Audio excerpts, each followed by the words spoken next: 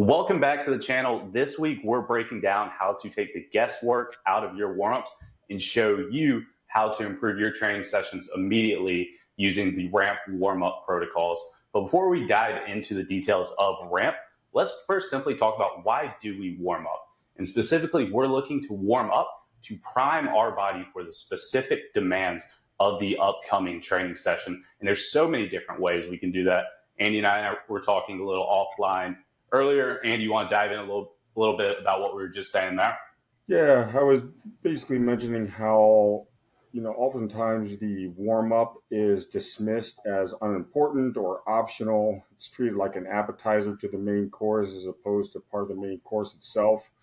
And, in addition, or besides the physical preparation for the upcoming workout, the warm up is so much more than that. For instance, once you have a set warm up for certain activities, that warm up can serve as psychological preparation for performance. So, if you're an athlete, for instance, and you're training all year for a set number of competitions, when you get to that competition day, you want to not think about your warm up. It should be routine, and it should be a part of your ritual for getting your body and your mind to perform. The other thing is that the warm up can be an opportunity for a coach to instill certain lessons or movement patterns that they otherwise wouldn't get, or it's the trainee's opportunity to learn some new movements. I think that's often overlooked. And then finally, it is, like I just said, part of the main course itself. So oftentimes your warm up will include movements or activities that don't fit in the rest of your training program, but kind of like fill in the gaps. For instance, I often put a Copenhagen side plank in a warm up because sometimes it just doesn't fit into a program to do direct groin work.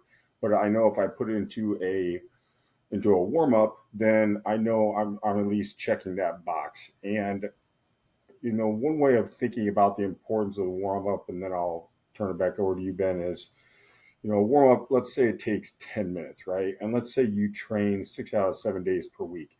That is an hour of training per week. That is 52 hours of training per year.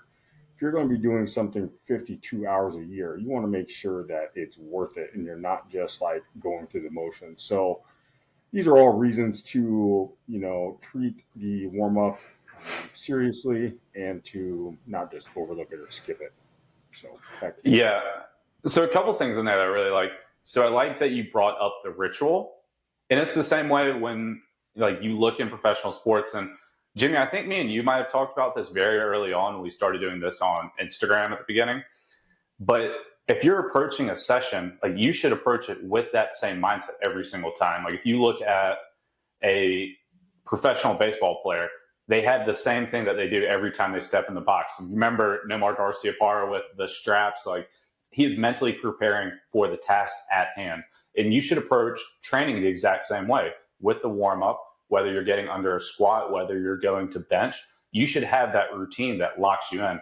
Another one I like to think of is when you watch Tiger Woods putt, I believe it's his right sleeve. Every time he pulls up that right sleeve before he goes down to start his putting or get set up for his putt, you are prepping your body to do exactly what it needs to at that time. So you always want to take that seriously. And then you mentioned, using the warm up to, kind of fill in some gaps. One of the things I truly love in the warm up, and I'll discuss it a little bit more when we get into the protocols, is using it to teach running mechanics. And, we talked a little bit offline. There's a lot of movements I won't do because it doesn't make us more efficient in our movement.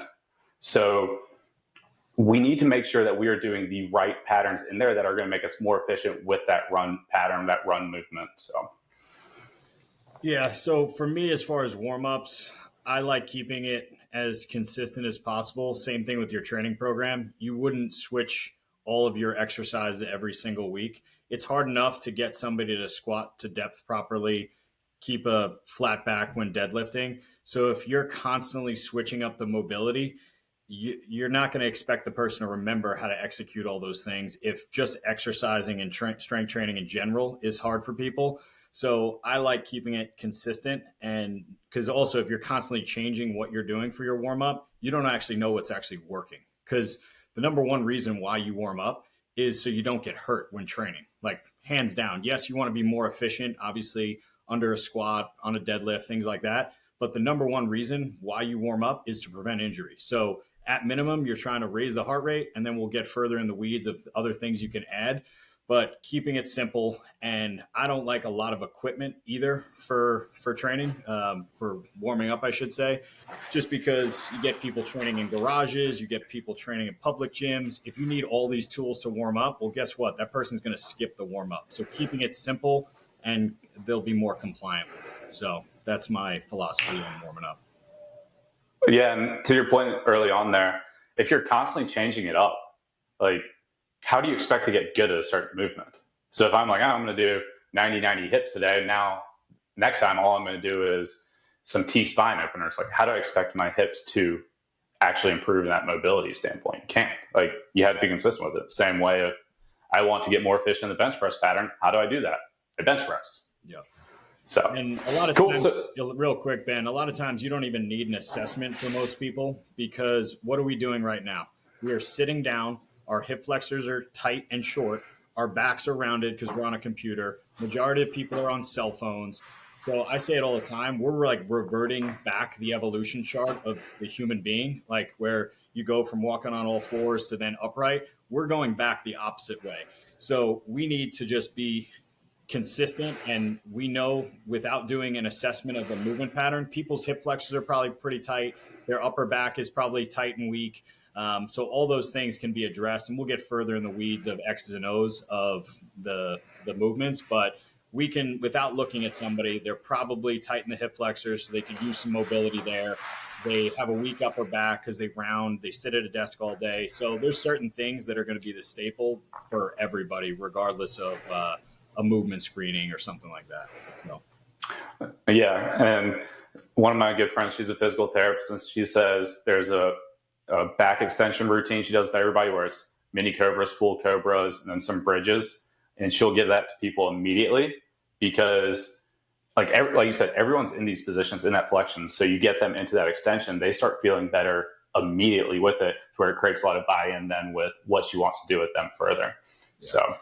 Cool. So let's go and dive into the protocols of ramp. So when we look at ramp, we're looking at 4 stages of it.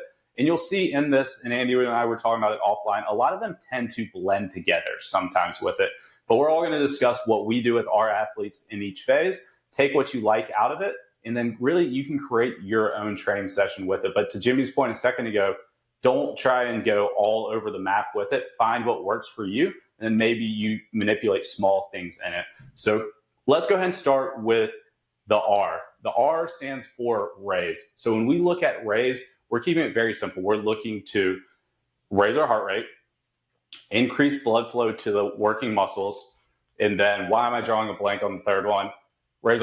Increase our core temperature, which obviously right now in July, probably not much of an issue, but if you go into January in some states, that 100% has to be addressed early on. And I'd say it very simply to people is if it's 20 degrees outside and I start a warm up and my body's not warm, I don't have blood flow going to the working muscles, and I try and do a power skip, I'm asking for myself to get injured at that point because my body's not ready to perform a movement like that. So when we look at the raise, we want to focus on those 3 things. I joke around with people all the time because everyone on this call played football growing up. We probably all had a middle school, high school coach who came out of the locker room, yelled to all of us on the field, and just said, hit a lap as he walked down there. And maybe at the time didn't know exactly why he was telling us to do it, other than just to do it. But that is simply a raise phase. So the raise phase doesn't need to be anything complicated. It is focusing on those 3 things, and we can do it in a variety of ways. If I'm doing a dynamic warm-up, my raise phase typically starts with a jog. I do a forward-backward skip where I'm keeping my feet low. I'm not driving my knees because, like I said, early on, my body's not going to be ready to be explosive like that. And then I do a tall slide. All things that get all 4 limbs moving. to where my heart is pumping blood throughout my body. And I'm going to increase that core temp, increase that heart rate, and push blood to those working muscles. And guys, what other ones, like I said, those are three very simple ones. Which ones do you guys like to throw into the raise phase? I know it can differ too if we're doing dynamic or stationary warm up. So I'll take it next. So I keep it simple. I usually do some sort of jump rope, get the heart rate up. Again, this is by far out of all the out of all the ramp warm up, raise is the most important. So at minimum, getting your heart rate elevated. So jump rope, it's really whatever tool you have access to. If you have a ski erg, it could be a ski erg for a couple minutes. It could be a treadmill. It could be a bike. Whatever you have access to, that's the easiest to just, you don't mind doing and getting your heart rate up, do that. Because if you can be consistent and compliant with it, that's a number one win. Because most people drink a pre-workout and send it and just get it right into their lift. So if we can get people to just think outside the box and just do something to warm up, that would be a win for tonight's conversation. Yeah. So Yeah, I was about ready to say the same thing. Sometimes jumping rope is more appropriate because you're getting ready to do maybe a lot of plyometrics or box jumps or something like that. Maybe jogging 5 minutes is going to be important because you're starting off doing like treadmill intervals or something. But bottom line is, a lot of times the days that you actually feel like training are few and far between. Most of us, most of the time, have to talk ourselves uh, into working out. And so, if you can just figure any activity that uses a large amount of muscle mass and you like doing it, just do that. And I often let the client or the athlete decide what that is. And then just a quick note on the physiological effects of the warm up. Sometimes people are like, yes, I know I need to raise my core body temperature, raise my heart rate, but specifically, why do I need to do that? One thing is there's this thing called the Bohr shift. And the Bohr shift basically means that as your core body temperature raises, the oxygen that is attached to your hemoglobin, hemoglobin is like the red part of your red blood cells. As that temperature shifts, oxygen more readily releases. And so, if you're doing any sort of aerobic activity, you want as much oxygen to the system as possible, and that warming up is going to allow that oxygen to uh, release into the muscles more readily. And then the other really important thing is the increases the conduction velocity of your CNS, of your central nervous system. So the way I describe it is, imagine that you have you know a car and you need all the cylinders to fire and you need them to fire in sync. Raising your core temperature is what's going to allow that to happen. It's just going to allow your brain to talk to your muscles without any interruptions. So that's all I got. Cool. Yeah, absolutely. So when we look at that raise phase, keep it simple, do what you can do consistently. And again, we want to make sure we're increasing that core temperature, heart rate, and getting blood to those working muscles. So next, we're going to look at our activate and mobilize. So if you look up ramp online, you will oftentimes see that the A and the M end up being on the same line. And this is why. So simply in my warmups, I do my mobilize before my activate. And if I'm looking at that dynamic movement, or let me rewind. So we look at mobilize, we're looking at mobilizing around that joint. And then we look at activate, we're looking to simply get those muscles that we're going to be using in our upcoming training session firing. So for me, I like to move around the joint prior to then I really start to fire off with what I need to for that training session. So when I look at my mobilize, I'm doing things simple as standing tall, doing a heel tap, bringing my heel up to my hand. So I start to work that hip joint. I'll do that for 10, 15 yards. And then I'll go into a cradle stretch, trying to get a little deeper with it. Now I want to warm up my quads a little bit. So I'll do a heel tap behind 10, 15 yards. And then I'll do a quad pull stretch walking. And then next I'll tend to go into a hamstring stretch with a step and scoop, keeping that front toe pointed up, pushing those hips back, really get those hamstrings moving. And then coming back, I like to do an inverted hamstring to work the balance and to then get my hamstrings pulling underneath. Then when I get into my activate phase, like I said, I go from mobilize to activate. Now, as I start to get my glutes firing, everything else going, I tend to do things like an A skip, a speed skip, start to warm up that groin. I'll do variations of karaoke. And then I'll also, which one am I missing? I'll also have a straight leg run in there where I'm really hammering in, pulling with those hamstrings back underneath my hips every single rep. So guys, what are you looking at in that activate and mobilize phase that I might have missed there? I'll go. So I try and keep this simple. When I think activate, I just think about what are the primary muscles I'm going to be using in the workout itself. And then let's just focus on doing movement patterns and working muscles that kind of mirror that. So, for instance, Ben, you just discussed a lot of things that you would use for probably like a run workout or something like that. Yeah, absolutely. But if I'm doing an upper lower split in the weight room, and I do a bunch of speed development drills, that's that's not to say that they're not useful, because again, going back to that reinforcing, like filling in the gaps of our training that we don't normally get. But like I'm thinking, okay, I need to do something for my pecs, shoulders, and triceps. I need to think about the stabilizer muscles that I need to activate. So for a bench workout, my lats are going to be a major stabilizer.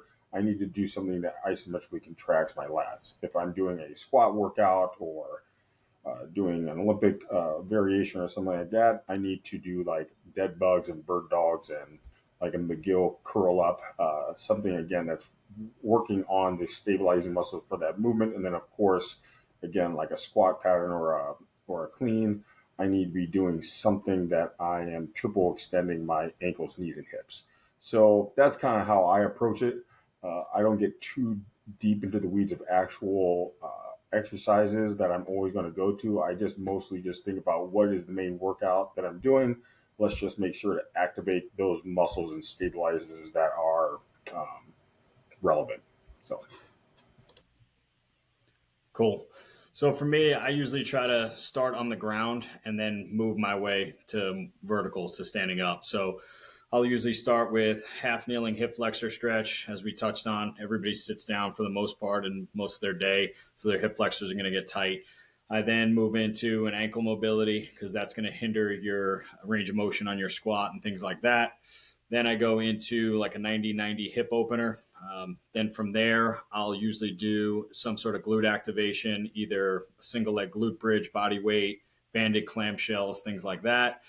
Then I'll do a sideline T-spine to open up the upper body. And then I'll flip around and even go right into a push-up just to warm up the upper body. And then usually I move into my standing patterns, like squat patterns, lunge patterns, things like that.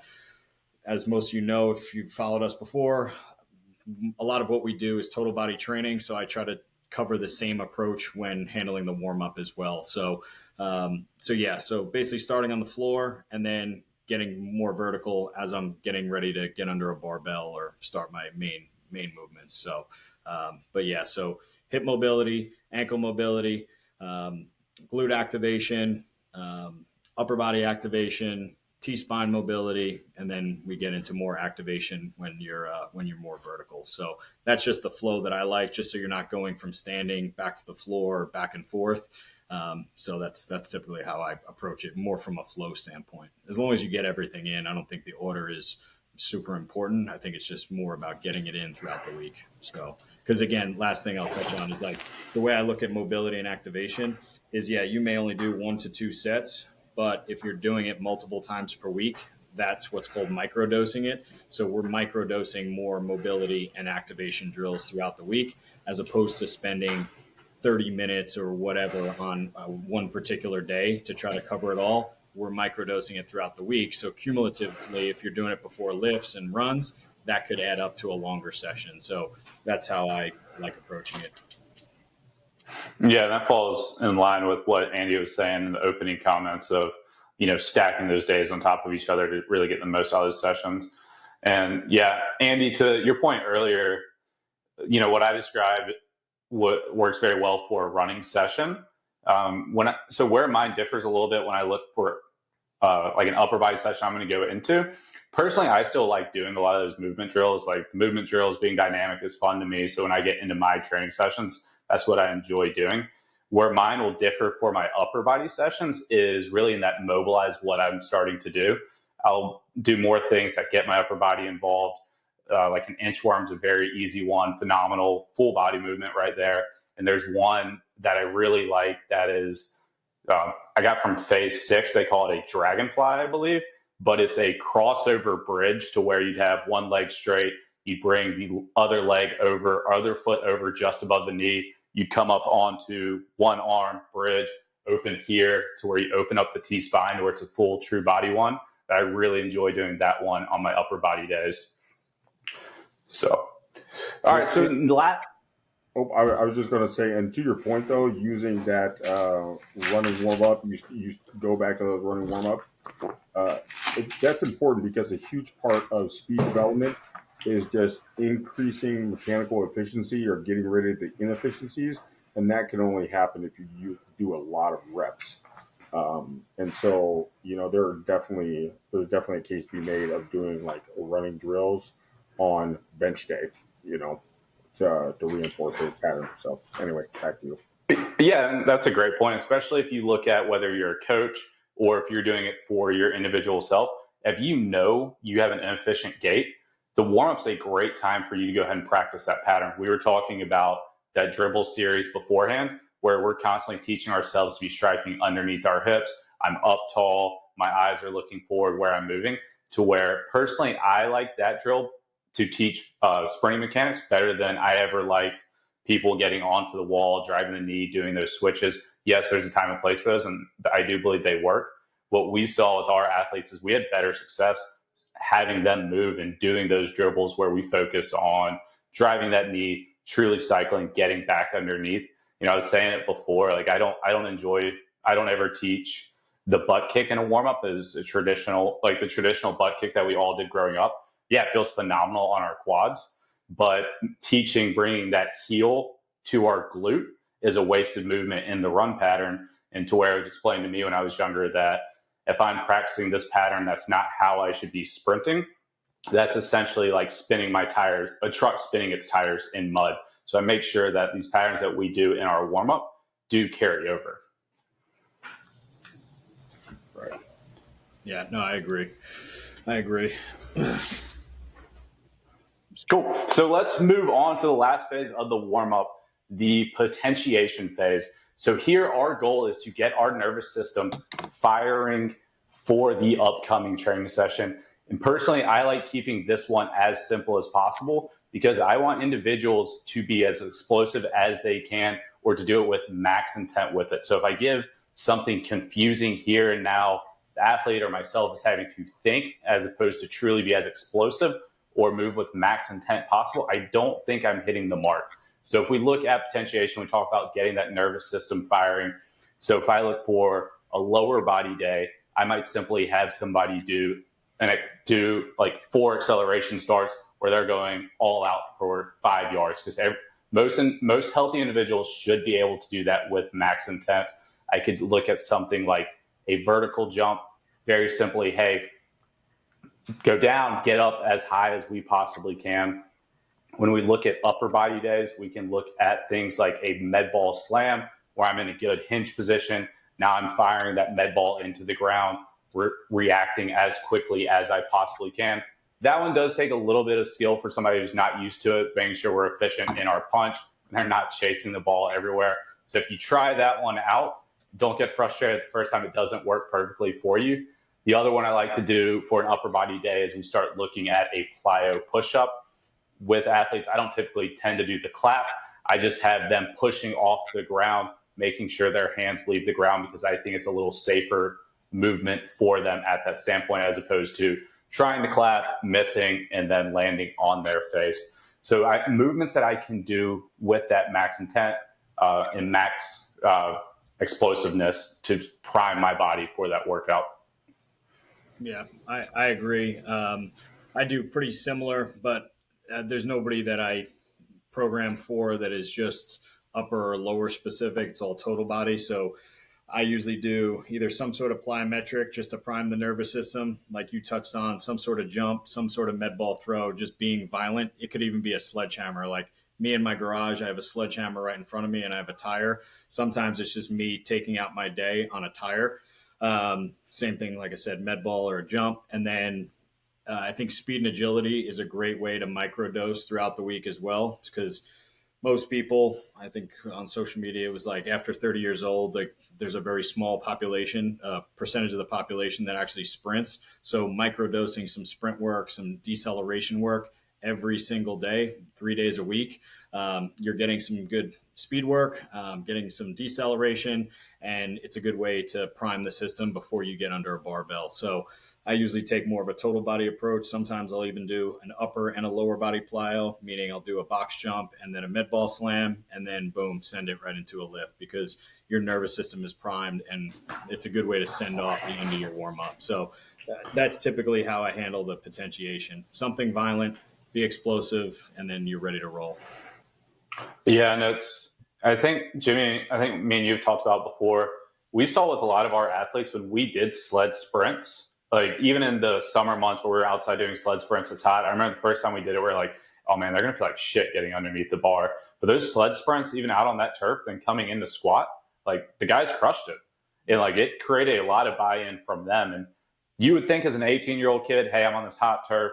It's July in Alabama. Like, I'm not going to want to do this. But they absolutely crushed it because they're firing and ready to go at that standpoint or at that time. Yeah, and even it's not necessarily, it is potentiation. Like I've done in program design where I do a dynamic effort movement first, something explosive. So between 50 and 60% of your one rep max, and do 10 sets of 3 on the minute every minute. And you're as violent as possible. You do that. And then you go into the rest of your lift. I guarantee you'll feel a difference there. So I would do that in college a lot of times in season with wrestling in particular. I bring them in at 5:30 in the morning.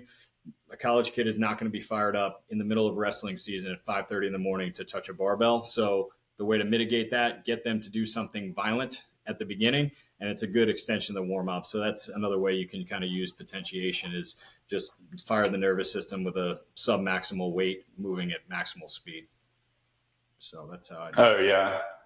Yeah, we saw it too. We'd do some vertical testing with our guys, doing like the chain squat, like you said. Like it's not a heavy weight, but if we're doing 3 reps where they're getting out of that hole firing as quickly as possible, and then they go and do a vert, like you see the performance effect there. We had one guy who loved it so much that he would come in. I was going to tell him like, hey, dude, 2.5 hours for the game, it's not really going to do much for you, because if he bought in, hell, I'm all for him doing it. But he'd come in and do chain squats before the game. Yep. Yeah, no, 100%. And we would hook up velocity units. Obviously, most of the people that are listening to us don't have velocity units in their home gym or something like that. But anecdotally, I would see bar speed up from sets like 5 through 10 versus the first couple sets, because their nervous system, they were still waking up. They were still not warmed up fully. And then as soon as they got to like sets 5 through 10, the bar speed started to move faster, and then they were ready to roll. So just another way to roll with it. Andy, what about you? Yeah, so I got some random thoughts here. Again, I typically don't think about specific exercises when it comes to potentiate. I more think about the rationale behind it. So I'm thinking about movement specificity, movement velocity, movement force, whatever, and then I go from there. I end up coming to the same conclusions you guys do, but I just start from a different place. But one thing I wanted to say, and you guys are kind of already touched on it, is say you have a strength session and you're going to do a volume day. So you're like 4 sets of 5 at 80%, or maybe you're doing 3 sets of 2 at 90%. Nobody just goes and puts 90% on the bar. Okay. You work up, you start like 50, then 60, then 70, then 80, and then you hit your work sets. I think what a lot of people forget is that is a part of the warm up. Okay. You don't need to do 10 sets of 3 and then go in and do whatever. I understand why you say that, Jimmy, but I think some people make this more complicated than what it needs to be. Is they think they need to do something potentiating on top of what they're kind of already built into their program. The other thing I was going to say, we talked about how some of these things blend, So say you're doing plyometrics at the beginning of your workout and you need to warm up for that. Doing the jump rope is itself, it's raising, it's activating, and it's potentiating all at the same time. So again, I think sometimes this ramp model is meant to help you make sure that you have all the components, but it doesn't necessarily mean that you need to have four phases to the warm up themselves. Sometimes the phases blend into one another. For instance, foam rolling before you actually dynamic stretch. Foam rolling is a way of myofascial release. It's a way of mobilizing. Um, and then kind of what you guys again are both touched on, which is post activation potentiation. That's what we're really talking about when we're talking about potentiation. And all that means is that if you do something very similar to the movement that you're doing, and you're doing it at a velocity or a force level that's very similar to what you're trying to do, then you're going to, when you actually go to perform the task, you're going to perform better than you otherwise would have. And, Ben, you talked about how your athlete comes into, do their potentiation like 3 hours before a game. I had athletes like that as well. And quite frankly, there's some research to suggest that that window can be opened up to like 8 hours.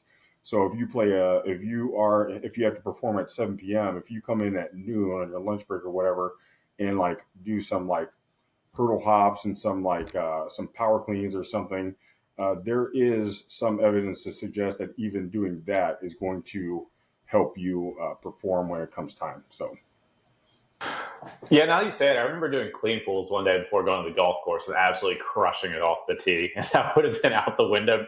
It might have been a mental thing, but whatever. The next time I went and played golf, I did clean pools again. It would be interesting to hear some of the guys, a lot of guys that follow us do shooting competitions and stuff like that, less like college athletes. So it'd be interesting if guys did, especially the shooters out there, before they have whatever shooting competition they have, do some sprint work, do some plyos, do something violent before you go shoot and see how your performance is based on like speed and agility. So that'd be interesting. So give us some feedback. Yeah, that would be interesting. Same concept. Yeah, because I mean, it's very easy for all of our paths to, it's seen it directly correlate to performance on the field. That would be very interesting to see. Yeah, so if you're following us and you go out and do these competitions, drop a comment below on what you do before the competitions, or maybe try it out and let us know how it feels for you. Let us know if you see a difference in there. So, guys, is there anything else we want to add to this warm-up? Or any closing comments we want to make with the ramp protocol? Don't overthink it. Keep it consistent. Don't make your warm-up the workout. Like, I think some people get too far in the weeds. It's like some people don't do a warm-up at all. Then some people make the warm-up a half hour. Like to Andy's point with the jump rope, like you're blending a bunch of qualities in at once.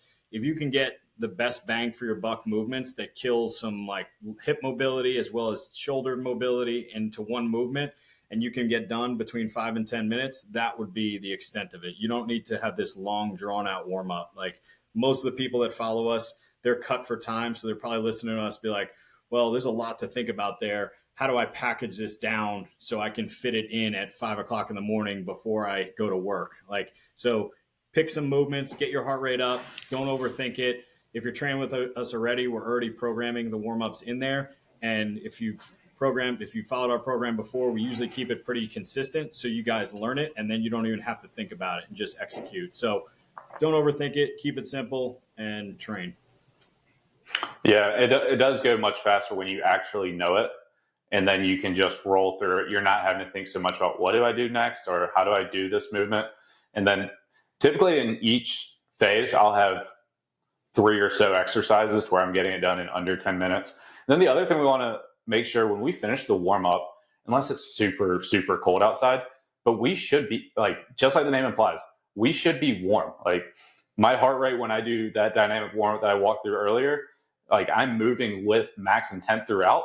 My heart rate stays around 130 through all those exercises. Like it's not something to bullshit around, like just kind of twist. I remember DeFranco talking about years ago on a warm-up podcast talking about like, oh, I'm going to do some of these and just kind of randomly do some bear hugs. Like, we're warming up with intent for that session. And when we finish that warm up, we should be ready to go. To Andy's comment earlier, you're not going to just go and get under 90% of the bar, 90% underneath the bar, but we shouldn't have to take all these extra warm-up sets with just the bar, 95, and all these warm-up sets leading to it. We should be about ready to go once we finish up this warm-up set. Cool. Andy, do you have anything to add? Yep. Going back to what Jimmy said at the very beginning, primary purpose here, besides preparing your body to perform, is to not get injured. Okay. At the end of the day, if you can't remember the acronym, like whatever, just do what you got to do to make sure you're not cheating yourself and putting yourself at risk of injury. And the last thing is kind of like the psychological preparation. Your warm up, should be your way of preparing to kill it during the workout. So if you're texting between jump roping and band pull aparts, that's not preparing. That's just procrastination. So when you get to that warm up, like, do it with great intent and to get after it. So Absolutely. Good stuff, guys. Andy, it's been a minute. Do you have a food recommendation for everybody today? I did the last one with the chocolate egg whites. Oh, food recommendation, man, call me out on the spot. Fat guy food or just any food? Any food. Yeah. Big fan right now of the Mexican grill Chipotle style chicken. Just anything that has that sort of like Mexican grill flavor is awesome. And if you can top it off with a little Chick-fil-A sauce, if you're feeling skinny, drown it in Chick-fil-A sauce. There you go. Dude, I bet that is good. And then the one near us, you have Chick-fil-A and Chipotle right next to each other. So it's super simple to just go in there and grab it. Yep. No, I bet that is good. Cool. Well, let us know in the comments below what you're doing in your warm-ups, what questions you might have. And if you're doing ramp and it's working well for you, make sure to let us know in there. If you guys are interested in training with us, feel free to go down into the description and take our athlete assessment. Appreciate you guys being here with us.